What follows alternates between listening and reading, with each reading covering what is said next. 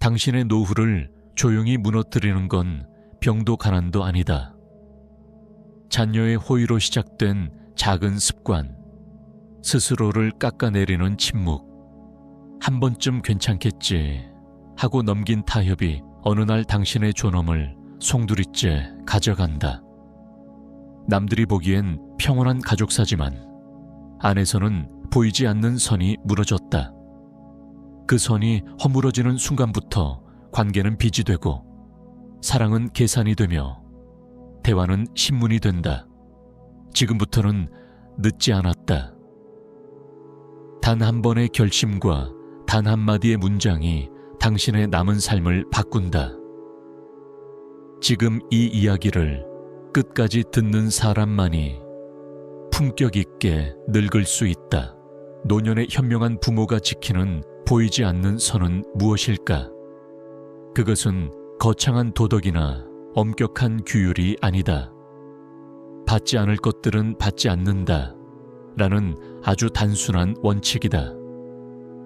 많은 부모가 사랑을 주는 일에는 익숙하지만 사랑을 어떻게 받을지, 어디까지 받아야 하는지에는 놀랄 만큼 서툴다. 젊을 때는 베푸는 것이 미덕이었고 가족을 위해 희생하는 것이 당연했지만 나이가 들수록 관계의 질서를 지키는 일은 어디서 멈출 것인가를 정하는 일로 바뀐다. 받는 순간 책임이 역전되고 마음의 중심이 흔들리고 눈치가 새로운 통화가 된다. 그래서 현명한 부모는 먼저 자신에게 묻는다. 이 호의가 내 자유를 줄이지 않는가? 이 도움 뒤에 보이지 않는 청구서가 숨어 있지 않은가? 오늘의 편안함이 내일의 의존을 부르지 않는가? 보이지 않는 선의 첫 자리는 돈과 선물이다. 돈은 기꺼움의 얼굴로 찾아오지만 관계의 서열을 만들고 선물은 감사의 포장지 속에 기대와 통제를 숨긴다. 고마우면 받으면 되죠 라는 말은 절반만 옳다. 나의 삶을 스스로 지탱할 수 있다는 감각, 즉 자기 효능감은 노년에야말로 가장 비싼 자산이다. 타인의 지갑에서 매달 흘러들어오는 호의는 내 손끝의 능력을 무디게 하고 내 판단의 근육을 약하게 한다. 한두 번의 수락은 미풍 같지만 계절이 바뀌면 바람 방향이 바뀐다. 도움을 주던 손이 어느 순간 방향을 틀어 나의 일상을 관리하려 든다. 장을 대신 보고 동선을 정하고 선택을 보완한다는 명목으로 나의 세계를 좁힌다. 엄마, 이건 위험해요. 아버지, 이제 그런 건 힘드시잖아요. 배려의 문장 끝에는 보이지 않는 제한선이 그어진다. 현명한 부모는 그 선을 조용히 지운다. 고마움을 줄이고 냉정해지는 것이 아니라 고마움을 따뜻하게 표현하되 삶의 주도권은 자신이 계속 쥔다. 두 번째 자리는 존중의 언어다. 무시는 큰 소리로 오지 않는다. 대화의 중간을 잘라먹는 습관, 같은 말을 몇 번이고 반복했다며 웃어넘기는 농담, 요즘 세상은 달라요 라는 말로 통째로 덮어버리는 단정.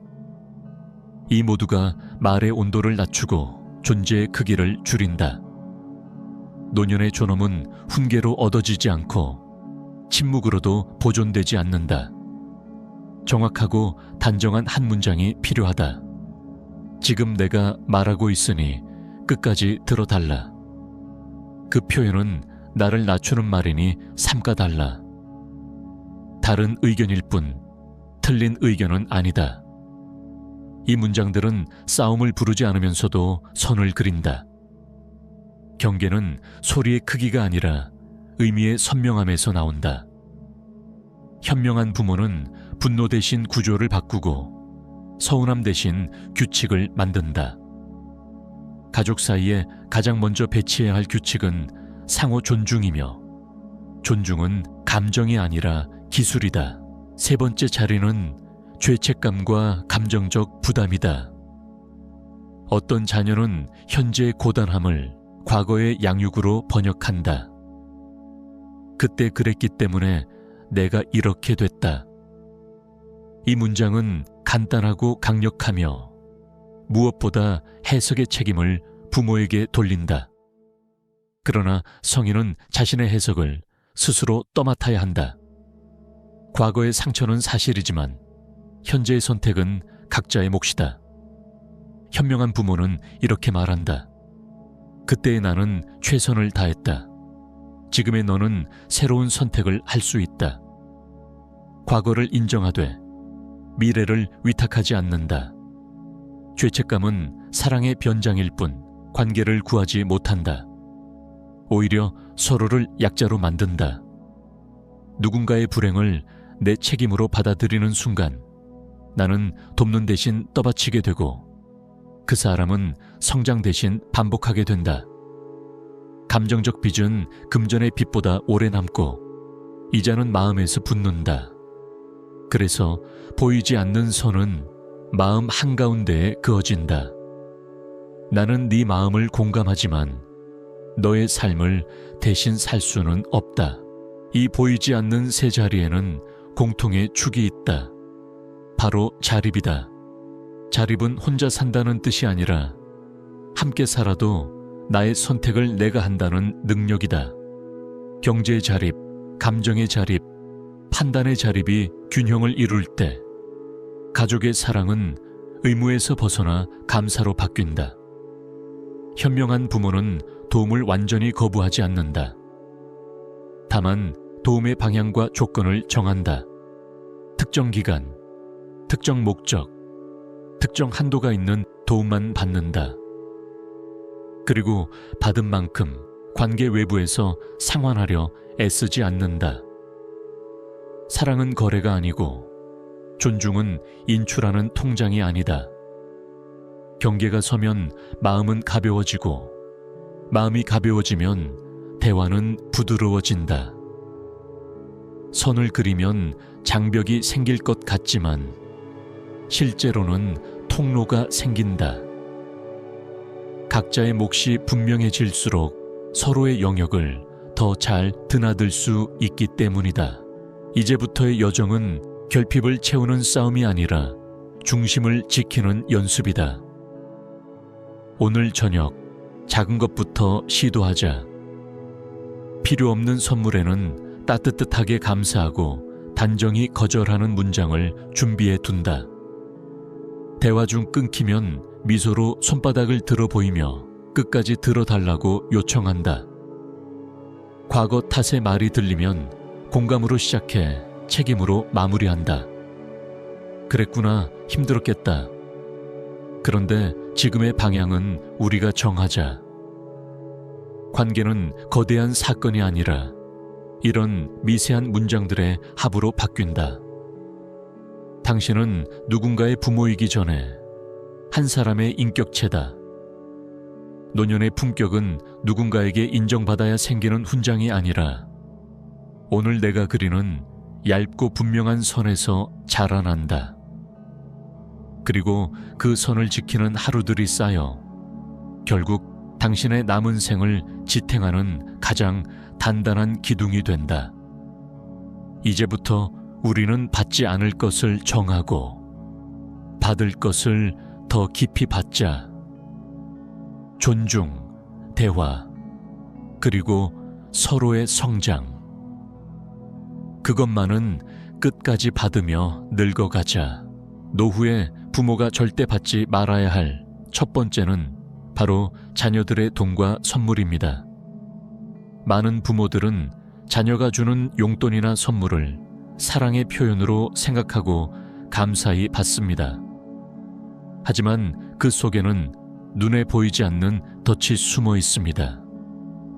작은 돈이든 큰 돈이든 한번 받기 시작하면 그것이 습관이 되고 결국 의존이 됩니다. 자립적으로 살던 사람이 어느 순간부터는 자녀가 주는 돈을 기다리는 사람이 되어버립니다. 그리고 그 순간부터 부모의 삶은 더 이상 자신이 아닌 자녀의 경제 상황에 따라 흔들리게 됩니다. 처음에는 따뜻한 마음에서 시작된 용돈이었지만 시간이 흐르면서 그것이 부모의 자유를 제한하고 더 나아가 자녀의 부담이 되기도 합니다. 김미숙 씨의 이야기는 바로 그 대표적인 사례입니다. 혼자 살아가던 그녀는 연금과 작은 임대 수입으로 스스로 생활하고 있었습니다. 부족하지만 충분히 살만했습니다. 그러나 어느 날 아들이 매달 용돈을 주기 시작했습니다. 처음에는 고마웠습니다. 아들이 자신을 잊지 않고 챙겨준다는 사실만으로도 뿌듯했습니다. 그러나 시간이 지날수록 상황은 달라졌습니다. 장을 볼 때도 예전에는 꼼꼼히 가격을 비교했지만 이제는 그럴 필요가 없어졌습니다. 아들이 주는 돈이 있으니 굳이 아껴 쓰지 않아도 되겠다고 생각했기 때문입니다. 문제는 여기서 끝나지 않았습니다. 아들이 용돈을 줄 때마다 함께 따라오는 요구가 생겼습니다. 위험한 일은 하지 말라. 장도 혼자 보지 말라. 외출도 자제하라. 처음에는 배려로 들렸지만 점점 그녀는 자신이 자유를 잃어가고 있다는 걸 깨달았습니다.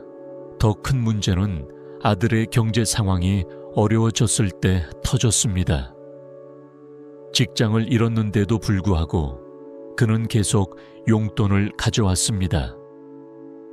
며느리와 손주가 써야 할 돈을 어머니에게 주고 있었던 겁니다. 그제야 김미숙 씨는 깨달았습니다. 자신이 받은 그 돈이 자녀의 가정을 힘들게 하고 있다는 사실을. 결국 그녀는 아들에게 용돈을 가져오지 말라고 했습니다. 그러나 아들의 반응은 예상 밖이었습니다. 엄마가 그렇게 말씀하시면 저희가 불효자가 되는 거예요. 그 말을 듣는 순간 김미숙 씨의 마음은 무거워졌습니다.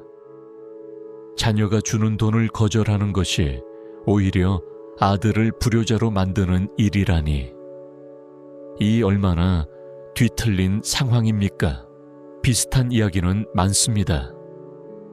명절마다 비싼 선물을 가져오는 딸 때문에 부담을 느낀 어머니.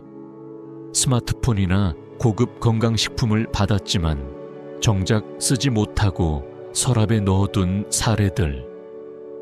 받는 순간에는 감사했지만 시간이 지나면서 부모는 점점 마음이 무거워지고 자녀는 더 큰 부담을 느끼게 됩니다. 결국 이 관계는 서로를 옥죄는 굴레가 됩니다. 현명한 부모라면 어떻게 해야 할까요? 때로는 용기를 내어 말해야 합니다. 나는 내 힘으로도 충분히 살 수 있다. 너희의 가정이 먼저다. 나에게 필요한 것은 비싼 선물이 아니라 네 얼굴을 보는 일이다. 이 단호한 말은 자녀를 실망시키는 것이 아니라 오히려 관계를 더 건강하게 만듭니다. 부모가 독립적으로 서 있을 때 자녀도 부모를 진심으로 존경하게 됩니다. 자녀의 호의를 무조건 받는 것이 효도를 완성하는 것이 아닙니다. 오히려 거절함으로써 자녀에게 더 큰 여유를 주고 부모 스스로도 더 당당한 삶을 살 수 있는 것입니다. 돈과 선물은 노후의 행복을 보장하지 않습니다. 오히려 그것은 보이지 않는 족쇄가 될 수 있습니다. 진정한 부모의 사랑은 자녀에게 부담을 지우지 않고 자녀가 자기 삶을 온전히 살아가도록 지켜보는 것입니다. 그렇기 때문에 현명한 부모는 돈과 선물을 받지 않습니다. 그것이 부모와 자녀 모두에게 자유를 주고 서로를 더 존중하게 만드는 첫걸음이기 때문입니다. 돈과 선물을 받지 않는다는 원칙은 단순히 경제적 문제에서만 끝나지 않습니다. 그것은 부모와 자녀의 관계를 지탱하는 보이지 않는 균형을 지키는 일이기도 합니다. 받는 순간 마음속에는 빚이 생기고 그 빚은 대화와 행동의 그림자를 들이웁니다. 부모는 말 한마디조차 조심하게 되고 자녀는 언제든 권리처럼 그 호의를 되돌려 받으려 합니다. 그렇게 서로의 관계는 사랑이 아니라 거래처럼 변해갑니다. 74세 박순덕 씨의 이야기를 들어봅시다. 딸은 명절마다 고급 한복이나 비싼 건강보조제를 가져왔습니다. 처음엔 고마웠지만 시간이 지날수록 선물이 부담이 되었습니다. 쓰지 못하는 물건들이 쌓여갔고 박순덕 씨는 억지로 기뻐하는 표정을 지어야 했습니다. 자녀의 선물을 거절하면 마음을 상하게 할까 두려웠던 겁니다. 그러나 결국 그녀는 결심했습니다.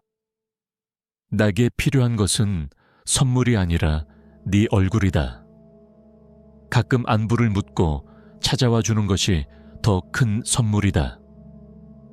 그 말을 들은 딸은 처음엔 서운해했지만 시간이 지나면서 깨달았습니다. 비싼 물건보다 진심 어린 대화가 어머니에게 더 소중하다는 사실을. 이후 딸은 선물 대신 시간을 내어 어머니를 자주 찾아갔고 두 사람의 관계는 오히려 더 따뜻해졌습니다. 이처럼 선물은 본래의 가치를 잃고 자녀에게는 부담으로, 부모에게는 연기로 변할 때가 많습니다. 좋은 의도가 반드시 좋은 결과를 만드는 것은 아닙니다. 오히려 부모가 솔직하게 경계를 세워줄 때 자녀는 효도의 진짜 의미를 배웁니다. 돈과 물질로 마음을 채우려는 습관 대신 시간을 나누고 관심을 표현하는 방법을 배우게 되는 것입니다. 최영희 씨는 아들의 용돈을 거절하면서 이렇게 말했습니다. 나는 네가 주는 돈보다 네 가족이 안정적으로 살아가는 모습을 보는 게 더 행복하다. 그 말은 단순한 거절이 아니라 자녀의 삶을 존중하는 선언이었습니다. 부모가 받지 않음으로써 오히려 자녀를 살리고 자신도 자유로워지는 아이러니한 진실이 여기에 있습니다. 여러분도 한번 생각해 보십시오. 자녀가 가져오는 용돈이나 선물을 받을 때 정말 마음이 가벼운가요? 아니면 미안함과 부담이 스며들고 있지는 않습니까? 오늘 한 번의 용기가 내일의 무거움을 막습니다. 그리고 그 용기는 결국 자녀와 부모 모두에게 가장 큰 선물이 됩니다. 무엇보다도 부모가 절대 받아들여서는 안 되는 것은 바로 무시와 하대입니다. 나이가 들었다고 해서, 예전처럼 생기 넘치지 않다고 해서 부모의 목소리가 가벼워져야 할 이유는 없습니다. 하지만 안타깝게도 많은 부모들은 자녀들의 무심한 말과 태도를 당연하게 받아들이며 침묵 속에 고통을 삼키고 있습니다. 이것은 존엄의 문제이자 인간으로서의 기본적 권리에 관한 문제입니다. 72세 정명자 씨는 남편이 일찍 세상을 떠난 뒤 혼자서 세 자녀를 키워낸 강한 분이었습니다. 하지만 자녀들이 모두 성인이 되어 가정을 꾸린 후부터 상황이 달라졌습니다. 전화를 걸어도 바쁘다는 말로 끊기 일쑤였고 집에 방문해도 예전처럼 반갑게 맞아주지 않았습니다. 심지어 어느 날 큰아들은 엄마, 이제 시대가 바뀌었어요. 옛날식으로만 생각하지 말고 젊은 사람들 생각도 이해해 보세요. 라고 말했습니다. 평생을 희생하며 살아온 어머니에게 돌아온 것은 가르치려 드는 듯한 말투였습니다. 그 순간 정명자 씨는 눈물이 쏟아질 것 같은 충격을 받았습니다. 이런 사례는 결코 특별하지 않습니다. 김영숙 씨는 가족 모임에서 옛 추억을 이야기하던 중 며느리에게 어머니, 그 얘기는 지난번에도 하셨잖아요. 다른 이야기는 없으세요? 라는 말을 들었습니다. 순간 입을 다물 수밖에 없었고 이후로는 대화 중에도 조심스러워졌습니다. 자신의 이야기가 지루하게 느껴진다는 두려움 때문이었습니다. 이런 작은 순간들이 쌓여 결국 부모는 자신도 모르게 존재감을 잃어갑니다. 더 충격적인 사례도 있습니다. 병원에 입원한 75세 이순희 씨에게 막내 아들은 이렇게 말했습니다. 엄마, 요즘 어르신들은 다 건강하게 사시는데 왜 엄마만 그렇게 아프세요? 평생 자녀를 위해 자신의 건강을 돌보지 못했던 이순희 씨는 그 말에 가슴이 무너졌습니다. 그동안의 희생이 단순한 예민함으로 치부되는 순간 존엄은 바닥으로 떨어졌습니다. 여러분, 이 무시와 하대는 결코 당연한 것이 아닙니다. 존중은 나이와 상관없이 모든 인간이 마땅히 받아야 할 기본입니다. 자녀가 무심코 던진 말이라도 그것이 부모에게 깊은 상처가 된다면 분명히 선을 그어야 합니다. 한번 무시를 받아들이면 그 순간부터 관계의 균형은 무너지고 자녀들도 점점 가볍게 여기기 시작합니다. 실제로 73세 최현주 씨는 자녀들이 자신을 무시하는 말을 할 때마다 단호히 대답했습니다. 내 생각이 옛날 것일 수도 있지만 그것도 내 소중한 경험에서 나온 거다. 그걸 무시하는 건 옳지 않다. 처음엔 자녀들이 당황했지만 차츰 어머니의 목소리를 더 진지하게 듣기 시작했습니다. 이처럼 부모 스스로 존엄을 지켜내는 순간 관계는 달라집니다. 여러분도 기억하세요. 존중은 기다린다고 주어지지 않습니다. 스스로 먼저 존중받을 자격이 있는 존재임을 분명히 해야 합니다. 부모 자신이 자신을 존중할 때 자녀도 비로소 부모를 존중하기 시작합니다. 이것이 무시와 하대를 거절하는 첫걸음입니다. 죄책감은 겉으로는 자녀의 불만이나 하소연처럼 들리지만 사실은 부모의 마음을 가장 깊숙이 병들게 하는 독과도 같습니다. 내가 지금 이렇게 힘든 건 부모 탓이다. 이런 말이 한번 귀에 들어오는 순간 부모는 스스로를 자책하며 평생의 노력을 한순간에 부정당한 기분을 느낍니다. 73세 윤혜자 씨의 경우가 그렇습니다. 그녀는 평생 자녀들을 위해 헌신하며 작은 사업을 운영해 두 아들을 키워냈습니다. 넉넉하진 않았지만 최선을 다했습니다. 그러나 큰아들이 직장에서 어려움을 겪기 시작하자 이런 말을 했습니다. 엄마, 우리 집이 가난해서 제대로 된 교육을 못 받았던 것 같아요.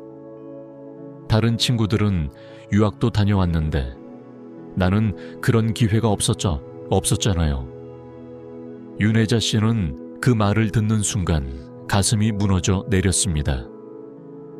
할 수 있는 최선을 다했지만 아들의 눈에는 부족한 부모로만 보였던 겁니다. 이후 그녀는 아들이 힘들어할 때마다 자신이 모든 원인이라는 죄책감에 시달렸습니다. 비슷한 이야기는 곳곳에 존재합니다. 어떤 자녀는 부모의 부부싸움을 보고 자랐다는 이유로 결혼 생활의 어려움을 부모 탓으로 돌립니다. 또 어떤 자녀는 아버지의 음주 문제를 이유로 이혼의 책임을 어머니에게 전가합니다. 내가 지금 이렇게 된 건 결국 부모님 때문이야. 이런 말은 부모의 영혼을 서서히 갉아먹습니다. 하지만 여기서 중요한 사실이 있습니다. 부모도 완벽할 수 없다는 것입니다. 그 시절, 그 상황에서 최선을 다했다면 그것으로 충분합니다. 현재 자녀가 겪는 문제를 과거 부모의 탓으로만 돌리는 것은 불공정한 해석이며 건강하지 못한 관계의 신호입니다. 부모가 죄책감을 떠안는 순간 자녀는 자기 삶의 책임을 미루고 성장할 기회를 잃게 됩니다. 결국 두 사람 모두 불행해집니다. 74세 한명자 씨는 이런 상황을 지혜롭게 대처했습니다. 아들이 자신이 힘든 이유를 어머니 탓으로 돌리려 할 때 이렇게 말했습니다. 그래, 엄마도 완벽하지 않았어. 하지만 그때마다 최선을 다했다. 이제 내 인생은 네가 책임져야 해. 과거를 탓하지 말고 앞으로를 생각하자. 그 단호한 한마디가 아들을 흔들었습니다. 처음에는 서운해했지만 결국 그는 자신의 문제를 스스로 해결하려고 노력하기 시작했습니다. 여러분, 자녀의 죄책감, 유도에 무너져서는 안 됩니다. 부모가 완벽하지 않았다는 건 사실일 수 있습니다. 하지만 그것이 자녀 인생의 모든 실패의 원인이 될 수는 없습니다. 성인이 된 순간부터는 각자의 삶은 각자의 책임입니다. 자녀가 감정적인 짐을 부모에게 전가할 때는 분명히 말해야 합니다. 나는 그때 최선을 다했다. 네 인생은 네가 만들어 가야 한다. 죄책감을 받아들이는 순간 마음은 병들고 관계는 왜곡됩니다. 하지만 용기를 내어 선을 긋는 순간 부모와 자녀 모두는 새로운 성장을 경험할 수 있습니다. 부모는 스스로를 존중하며 평안을 지킬 수 있고 자녀는 더 이상 남의 탓이 아닌 자기 인생을 살아갈 수 있게 됩니다. 이것이야말로 진정한 어른다운 지혜입니다. 무시와 하대를 거절해야 한다는 것은 단순히 상처받지 않겠다는 다짐만으로는 부족합니다. 실생활 속 대화와 행동에서 어떻게 대응하느냐가 훨씬 더 중요합니다. 자녀들이 부모의 말을 중간에 끊고 흘려듣고 때로는 무심하게 비웃을 때 많은 부모들은 조용히 입을 다뭅니다. 하지만 침묵이 항상 지혜는 아닙니다. 그 침묵은 자녀들에게 이 정도는 해도 된다 라는 신호를 주기 때문입니다. 강미경 씨는 늘 딸과 대화할 때마다 말이 끊겼습니다. 딸은 어머니가 이야기할 때마다 알았어요, 근데요 하며 곧장 자신의 얘기로 넘어갔습니다. 처음에는 습관이라 생각하고 넘겼지만 시간이 지날수록 강미경 씨의 목소리는 집 안에서 점점 작아져 갔습니다. 그러다 어느 날 용기를 내어 말했습니다. 딸아, 엄마가 이야기할 때는 끝까지 들어주면 좋겠다. 나도 하고 싶은 말이 있다. 그 짧은 한마디가 딸의 태도를 바꾸는 계기가 되었습니다. 이후 딸은 어머니의 말을 끊지 않고 끝까지 들어주려 노력했고 대화는 훨씬 평화로워졌습니다. 이런 변화는 작은 용기에서 시작됩니다. 자녀가 비하하는 듯한 말을 할 때 그대로 삼키지 마십시오. 정중하지만 단호하게 표현해야 합니다. 그 말은 나를 무시하는 것처럼 들려서 마음이 아프다. 이렇게 감정을 솔직히 전하는 순간 자녀는 부모도 똑같은 감정을 가진 인간이라는 사실을 다시 인식하게 됩니다. 대화의 주도권은 존엄의 문제와 직결됩니다.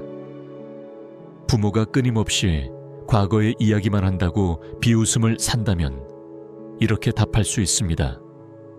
그래, 과거 이야기일 수 있다. 하지만 그 속에는 내가 겪은 경험과 지혜가 담겨 있다. 너희들이 그것을 단순히 지루한 옛날 얘기로만 듣는 건 아쉽다. 이 말은 자녀에게 깊은 울림을 줍니다. 부모의 경험이 단순한 추억이 아니라 오늘의 자신을 키운 뿌리라는 사실을 일깨워주기 때문입니다. 여러분, 존중은 요구해야 얻을 수 있습니다. 상대가 먼저 알아주기를 기다리면 끝내 오지 않을 수도 있습니다. 그러나 나는 존중받고 싶다 라는 메시지를 분명히 전달하는 순간 자녀의 태도는 바뀝니다. 당장은 어색하고 불편할 수 있습니다. 하지만 그 불편함을 지나야만 더 건강하고 깊은 관계로 나아갈 수 있습니다. 존엄은 나이가 들었다고 저절로 주어지지 않습니다. 그것은 스스로 지키는 것입니다. 여러분이 먼저 목소리를 내야 자녀도 비로소 귀 기울이게 됩니다.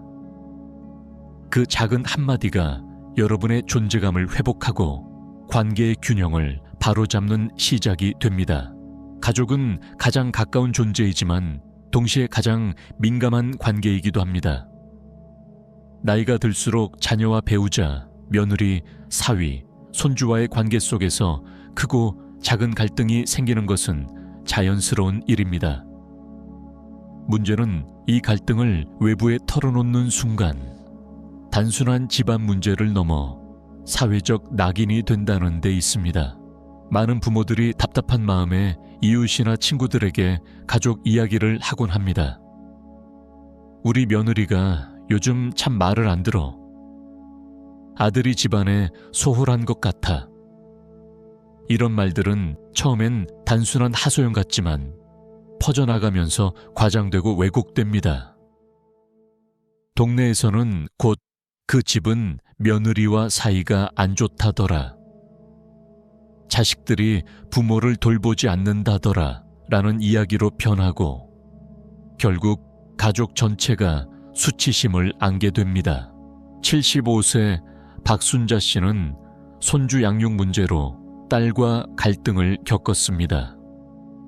딸은 현대식 육아 방식을 따르고 싶었지만 박순자 씨는 전통적인 방식을 고집했습니다. 그 차이는 작은 말다툼에서 시작됐지만 시간이 지날수록 격해졌습니다. 화가 난 박순자 씨는 이웃에게 이런 고민을 털어놓았습니다. 그러나 그 이야기는 곧 확대되어 딸에게까지 전해졌고 두 사람의 관계는 더 깊은 균열을 맞이했습니다. 결국 단순한 의견 차이가 가족 간 불신으로 커져버린 것입니다. 여러분, 가족의 갈등은 가족 안에서 해결해야 합니다. 외부에 흘러나가는 순간 문제는 더 커질 뿐입니다. 갈등이 생겼다면 먼저 냉정하게 생각해 보아야 합니다. 지금 이 순간 정말 해결해야 하는 문제인지 아니면 시간이 지나면서 자연스럽게 가라앉을 문제인지 구분해야 합니다. 대부분의 갈등은 일시적인 감정의 충돌일 뿐 시간이 지나면 사라집니다. 만약 정말 심각한 문제라면 가족끼리 솔직히 대화하고 필요하다면 가족 상담 같은 전문적인 도움을 받는 것도 방법입니다. 그러나 중요한 것은 이 과정이 반드시 가족 내부에서만 진행되어야 한다는 사실입니다. 외부의 개입은 갈등을 해결하기보다 더 복잡하게 만들 뿐입니다. 가족의 명예는 곧 여러분의 명예입니다. 자녀와의 갈등, 배우자와의 불화, 손주 양육 문제 모두 조심스럽게 다루어야 합니다. 현명한 부모는 갈등을 세상에 드러내어 웃음거리가 되게 하지 않습니다. 오히려 침묵과 인내, 그리고 사랑으로 지켜내려 합니다. 그것이야말로 가정을 보호하는 지혜이고 부모로서의 품격을 끝까지 지키는 길입니다. 사람은 나이가 들수록 세상을 보는 눈이 깊어지고 예리해집니다. 그래서 젊은 세대의 실수나 사회의 부조리, 정치인의 무능, 주변 이웃의 잘못이 더 뚜렷하게 보이기도 합니다. 하지만 문제는 그것을 그대로 입 밖에 내고 다른 사람을 비판하거나 험담하기 시작하면 그 순간부터 관계가 무너지기 시작한다는 점입니다. 험담은 처음에는 사소한 이야기처럼 보일 수 있습니다. 요즘 저 집 아들이 또 문제를 일으켰다더라. 우리 동네 누가 돈 때문에 곤란하다던데. 이런 말들은 대화의 소재가 되는 것 같지만 듣는 사람 마음에는 불편한 흔적을 남깁니다. 저분이 저 사람을 그렇게 말한다면 어쩌면 나도 다른 데서 뒷말이 돌고 있을지 모른다 라는 생각이 드는 것이죠. 결국 신뢰는 무너지고 사람들은 조심스레 거리를 두기 시작합니다. 정약용 선생은 세상 모든 일을 내가 다 판단하고 나설 필요가 없다라고 했습니다. 이 말은 단순히 겸손하라는 뜻이 아니라 불필요한 비판에 시간을 낭비하지 말라는 지혜이기도 합니다. 남을 험담하고 비판하는 순간 우리는 스스로를 현명한 사람처럼 보이고 싶지만 오히려 남들은 우리를 신뢰할 수 없는 사람으로 인식하게 됩니다. 72세 장정희 씨는 젊은 시절부터 매우 솔직한 성격으로 유명했습니다. 그러나 나이가 들면서 그 솔직함이 종종 험담처럼 들리기 시작했습니다. 친구가 작은 실수를 하면 당신은 왜 늘 그렇게 덤벙대? 라고 직설적으로 말했고, 며느리의 생활 습관을 두고 요즘 젊은 사람들은 왜 이렇게 게으른지 모르겠다 라고 이야기했습니다. 처음에는 대수롭지 않게 웃어넘기던 주변 사람들도 점차 불편해하기 시작했고, 결국 모임에서도 장정희 씨를 찾지 않게 되었습니다. 본인은 여전히 진심이라고 생각했지만 결과는 외로움뿐이었습니다.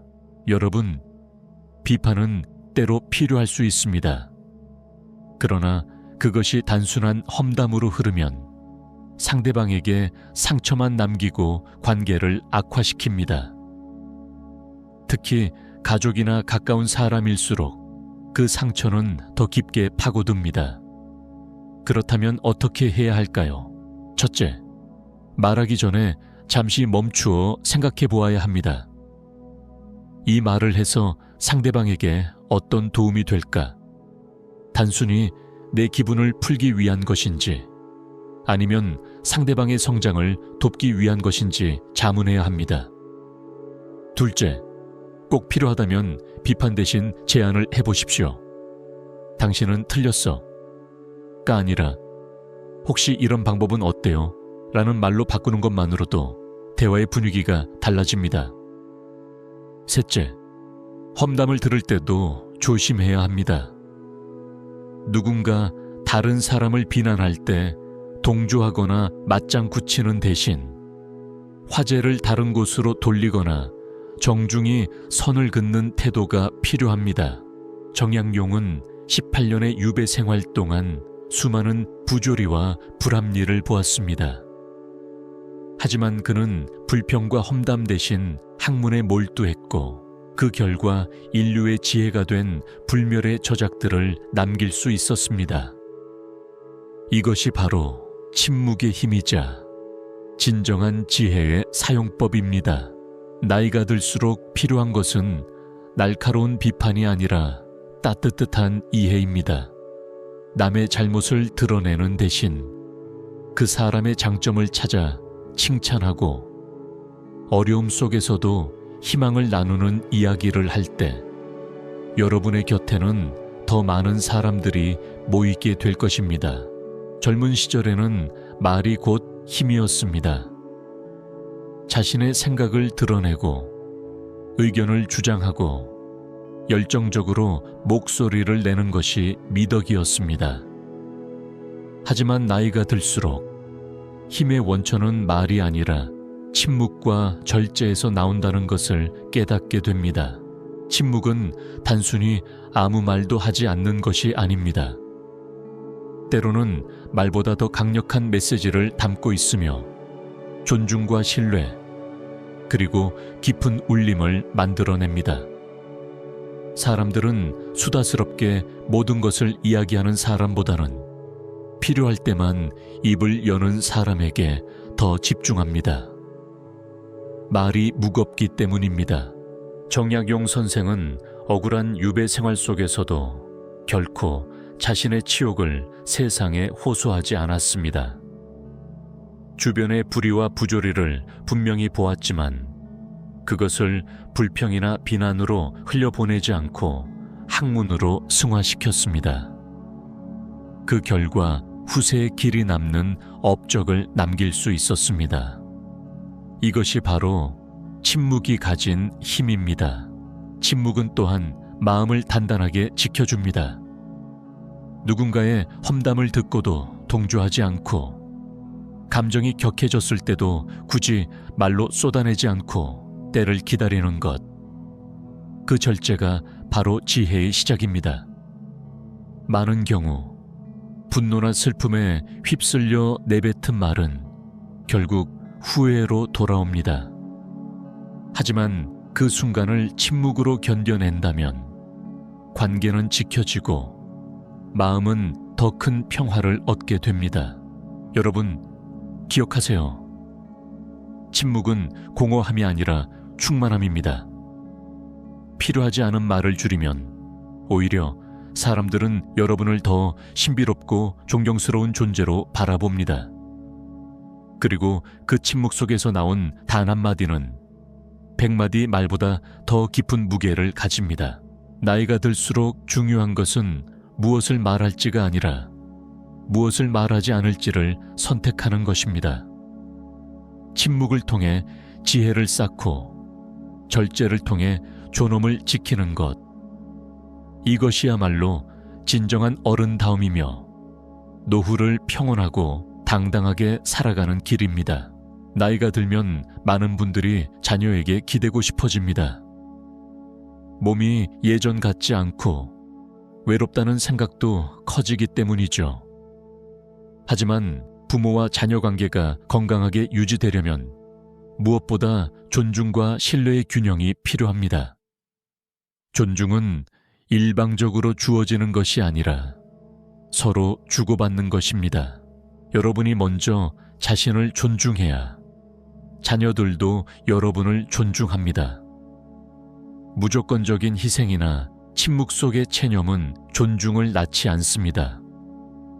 오히려 스스로를 지키고 필요할 때는 분명하게 자신의 뜻을 표현할 때 자녀들도 비로소 부모를 하나의 성숙한 인격체로 대하게 됩니다. 한 예로 어떤 어머니는 자녀들이 대화 도중 자신의 말을 자꾸 끊을 때 이렇게 말했습니다. 얘야, 엄마도 하고 싶은 말이 있어. 끝까지 들어주면 좋겠다. 이 짧은 말 한마디가 자녀의 태도를 바꿨습니다. 어머니가 단순히 잔소리하는 사람이 아니라 존중받아야 할 한 사람이라는 것을 깨닫게 된 것이죠. 또 다른 사례에서 아버지는 자녀가 자신의 어려움을 모두 부모 탓으로 돌리려 할 때 단호하게 말했습니다. 아버지도 완벽하지 않았다. 하지만 그때는 최선을 다했다. 이제는 네가 스스로 책임져야 한다. 그 이후로 자녀는 점차 부모의 어깨에 짐을 지우지 않고 자신의 삶을 책임지려 노력했습니다. 존중과 신뢰는 이런 작은 대화에서 시작됩니다. 서로가 서로를 인정하고 불필요한 간섭은 줄이며 하지만 필요한 때는 서로의 의견을 진지하게 들어주는 것. 이것이 바로 성숙한 가족 관계의 기반입니다.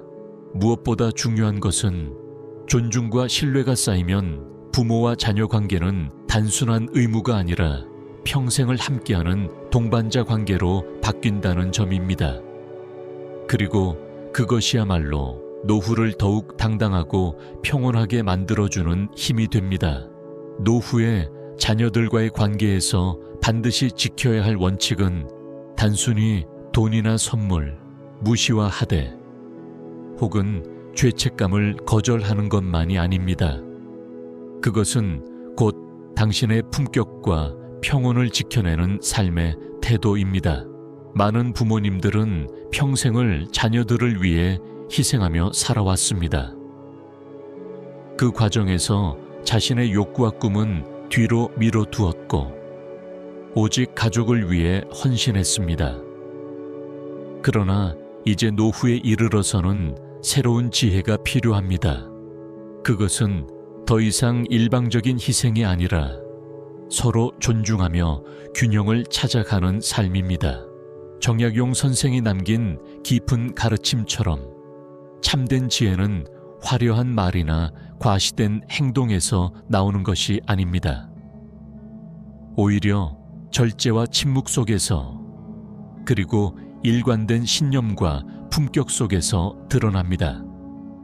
자녀들에게 무언가를 남기고 싶다면 그것은 재산이나 명예가 아니라 삶의 태도와 지혜가 되어야 합니다.